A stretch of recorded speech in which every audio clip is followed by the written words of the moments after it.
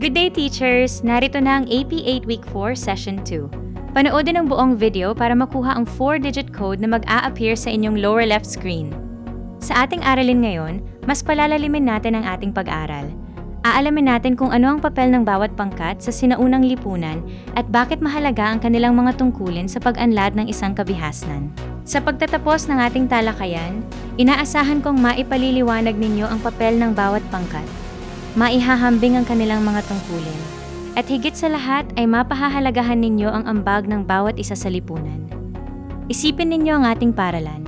May principal, mga guro, mag-aaral, guard, utility personnel, at canteen staff. Kung sakaling mawala ang isa sa kanila, magiging maayos pa kaya ang takbo ng ating paralan? Halimbawa, kung walang guro, sino ang magtuturo? Kung walang guard, sino ang magbabantay? Kung walang utility personnel, magiging malinis kaya ang ating paralan? Ipinapakita lamang nito na kahit magkakaiba ang tungkulin ng bawat isa, pare-pareho silang mahalaga. Ganyan din ang nangyayari sa mga sinaunang kabihasnan. Kapag sinabi nating pangkat sa lipunan, ito ay tumutukoy sa mga taong may magkakatulad na tungkulin o responsibilidad sa loob ng isang pamayanan. Samantala, ang antas sa lipunan ay tumutukoy naman sa posisyon o katayuan ng isang tao o pangkat batay sa kanilang kapangyarihan, tungkulin, at mga pribilehyo. Hindi ibig sabihin na mas mahalaga ang isang tao dahil mas mataas ang kanyang antas. Ang ibig sabihin lamang nito ay magkakaiba ang kanilang responsibilidad sa pagpapatakbo ng lipunan. Bakit kaya nagkaroon ng iba't ibang pangkat ang mga sinaunang tao? Isipin ninyo kung lahat ng tao ay gustong maging pinuno.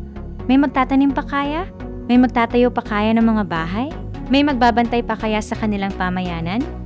Siyempre wala.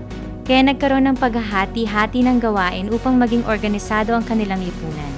Ang unang pangkat na ating pag-uusapan ay ang pinuno o hari. Ang pinuno ang namamahala sa buong pamayanan. Siya ang gumagawa ng mga batas, nagpapasya para sa kabutihan ng kanyang nasasakupan at nangunguna sa panahon ng digmaan at kapayapaan. Ngunit tandaan ninyo, hindi sapat na may pinuno lamang. Kahit gaano kagaling ang isang hari, kung walang taong tutulong at susunod sa mga batas, magiging maayos kaya ang lipunan? Hindi rin. Sunod naman ay ang pari. Sa maraming sinaunang kabihasnan, napakahalaga ng relihiyon. Kaya malaki rin ang papel ng mga pari. Sila ang nangunguna sa mga ritual at seremonya. Sila rin ang nagbibigay ng payo sa pinuno at nangangalaga sa kanilang paniniwala at kultura. Sa panahong iyon, naniniwala ang mga tao na ang kanilang kasaganaan at kaligtasan ay nakasalalay sa kanilang mabuting ugnayan sa mga Diyos. Dahil dito, malaki ang paggalang nila sa mga pari. Isipin natin kung may gustong sumalakay sa kanilang pamayanan. Sino ang magtatanggol sa kanila? Dito pumapasok ang mandirigma. Ang mga mandirigma ang tagapagtanggol ng pamayanan. Lumalahok sila sa digmaan at pinananatili ang seguridad ng kanilang komunidad. Dahil sa kanila, nagkakaroon ng kapanatagan ng mga tao upang maipagpatuloy ang kanilang pang-araw-araw na gawain. Pag-usapan naman natin ang mangangalakal. Sila ang nakikipagpalitan ng mga produkto sa ibang lugar. Dahil sa kalakalan, nakakatanggap ang isang pamayanan ng mga bagong kagamitan, pagkain, at kaalaman mula sa ibang kabihasnan. Hindi lamang produkto ang naipapalitan, kundi maging mga ideya at kultura. Kung wala ang mga mangangalakal, limitado lamang ang mga bagay na maaring makuha ng isang lipunan. Sunod naman ay ang magsasaka. Ang magsasaka ang nagtatanim at nag-aani ng iba't ibang pananim. Sila ang pangunahing pinagmumulan ng pagkain ng buong pamayanan. Isipin ninyo ito. Kahit may hari, pari, at mandirigma, kung walang magsasakang magtatanim, may makakain kaya ang mga tao? Wala. Kaya napakahalaga ng kanilang ambag. Kasunod naman ay ang manggagawa. Sila ang gumagawa ng mga bahay, gusali, palayok, kasangkapan, at iba pang kailangan sa pang-araw-araw na pamumuhay. Dahil sa kanilang kasanayan, umuunlad ang infrastruktura at kabuhayan ng isang lipunan. Mayroon ding tinatawag na mababang uri o alipin sa ilang sinaunang kabihasnan. Sila ang kadalasang gumagawa ng pinakamabibigat na trabaho at may limitadong karapatan at oportunidad. Mahalaga ring malaman na hindi lahat ng sinaunang kabihasnan ay may sistemang alipin. Ngunit sa mga lipunang mayroon nito, sila ang gumagawa ng maraming gawaing hindi kayang gawin ng ibang pangkat.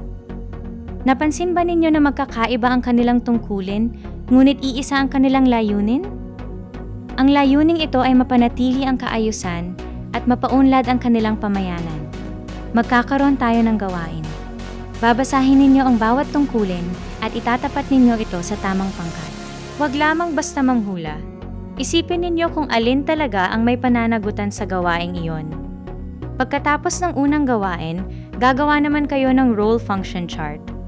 Isusulat ninyo ang pangalan ng pangkat, ang kanilang tungkulin, ang kanilang ambag sa kabihasnan, ang mga benepisyong na idulot nila sa lipunan, at ang mga posibleng hamon o limitasyon na kanilang naranasan.